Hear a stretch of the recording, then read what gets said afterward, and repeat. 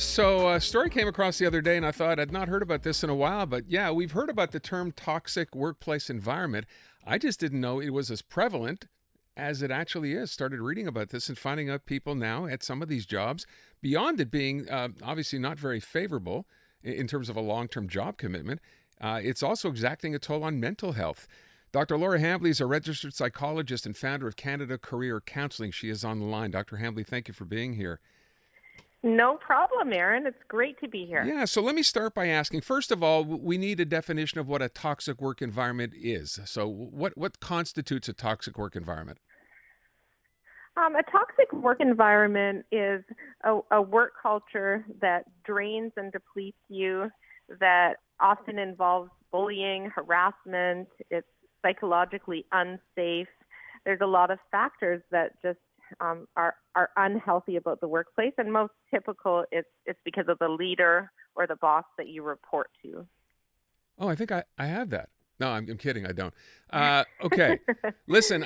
When I read the story, what really surprised me, and maybe it shouldn't, as you know, younger and younger people get into the workforce, you know, that experience of a first job, and I don't know if that's necessarily how this breaks down, but I imagine in reading this, you sort of sign up for one thing, you get to the job, you're excited, and you find out it's not really what you signed up for at all.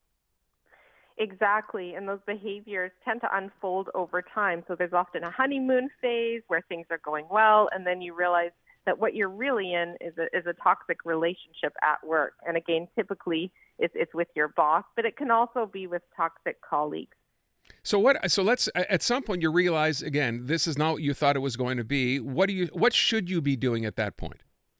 You should be running. so I mean the difference between having a difficult work situation or a difficult boss and a toxic one is a toxic one essentially erodes your mental and physical health and erodes your sense of confidence and self-esteem. So you think it'll get better. You think that HR will help or the organization will eventually see that this person needs to go. But more often than not, that does not happen and things get worse. So my advice is if you're reporting to a toxic boss, you need to make your exit plan and take control of your career again. See, that's fascinating to me. I thought the idea would be here. You know what? Okay, you started at this job. It's not exactly what you thought it was going to be. Why not sort of talk to whoever your supervisor is, your manager, whatever else, try to stick around to try to make things better and hope that they turn out that way. But your advice is get the hell out, run, don't walk. Well, if they're toxic. So again, I always believe in trying to make things work out and getting the right supports in place, asking for help, asking for development. But what we're talking about is if you're in a truly toxic reporting relationship and a toxic culture, it's not going to change. You're going to need to make the change for yourself.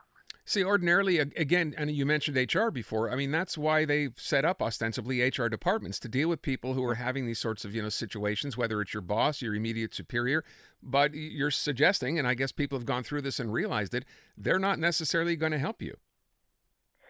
Yeah, no, I mean, HR is a wonderful resource and support, but when it comes to toxic leadership, sometimes they just don't have the power to make the difference because oftentimes the toxic leadership may be above them in rank and use the same manipulation and control tactics over Oh, HR. I So see. HR is in a very difficult position in these circumstances. And I've been doing a lot of research on this, talking to people from throughout North America. And yeah, unfortunately, these toxic workplace situations tend to unfold in similar ways across industries, Aaron.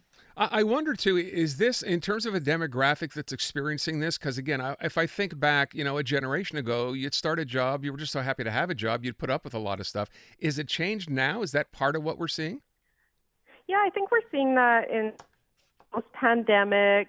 People, the real focus these days on psychological health and safety being much more in the forefront than what it was, Aaron. We're seeing people don't want to put up with abuse in the workplace. They don't want to put up with harassment and belittlement. And I think that Generation Z, in particular, Generation Z and the millennials as well, they're just saying, I don't really want to work somewhere that Yeah. is depleting me and is toxic for me. You know, and I understand that, and I get why you wouldn't want to be in an environment like that. But then there's the question again of, okay, you got that job, now you're making some money and you decide to leave, as you said, get out of there in a hurry. Is the advice to have something else lined up before you do, at least, or not necessarily?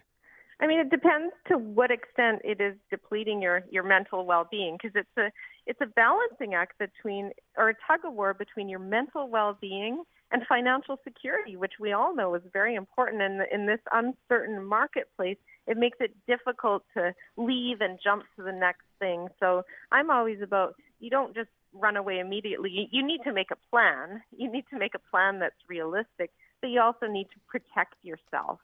And there's lots of ways to protect yourself. But again, toxic workplaces are all over the place, and they're doing a lot of damage to people. Yeah. And I see, at least in the article that I read, the idea being we're talking about mental health here, but there's some physical health issues that can manifest here as well. Yeah, when you're abused, harassed, mistreated, manipulated, all these things, what it does, Aaron, is it ultimately impacts your physical health. So stress, chronic stress, has an impact on your physical health. We know that, and it happens over time. So can you, in this capacity of identifying a toxic work environment, someone starting at a new place, what are some of the red flags to look for? That's an excellent question. So the red flags to look for are talking to people who have worked there, talking to people who are working there, getting a sense of what the dynamic is like, what the culture is like. Some of the warning signs are if there's a history of conflict, so a history of conflict with a certain boss that you might be reporting to has had many people leave and turn over. They've had different claims made against them. That's a huge warning sign. But it can also be the way they treat you in the interview process. Are they respectful of your time, or are they calling you at 7 p.m. on a Monday night wanting to talk to you and interview you? Are they calling you on the weekend? Are you getting uncomfortable vibes in the interview? Because we know we need to trust our intuition. Does this person talk over you and belittle you or interrupt you constantly in the interview? Again, warning signs. It's funny, as I hear you go through this, I'm thinking to myself, again, generationally, this is probably the kind of stuff we would have accepted back then because, again, we were trying to find a job, and if you had an opportunity for one, you'd probably tend to ignore that stuff. And I wonder if this generation is simply more aware of that than previous generations were, because it seems to be a completely different set of rules now for whether you want to stay or not. Yeah, exactly. We're much less likely than we were to put up with poor treatment. In the past, poor treatment was a rite of passage in some circumstances. Exactly it. Well, you're working for a jerk, but I had to work for a jerk to get to where I am. But that's not the case anymore. People don't want to suffer abuse, and it is a form of abuse. I find this fascinating, again, because it's just so different from what it used to be, especially the way you just described it now. You're right. This was a rite of passage back then. It's no longer an acceptable rite of passage anymore. I will leave it with what you said, which we started with, which was, if you find yourself in an environment, the quote is, don't stay long. If you can get out, get out. That's the advice. Absolutely. Thank you so much for your time this afternoon. Really appreciate it.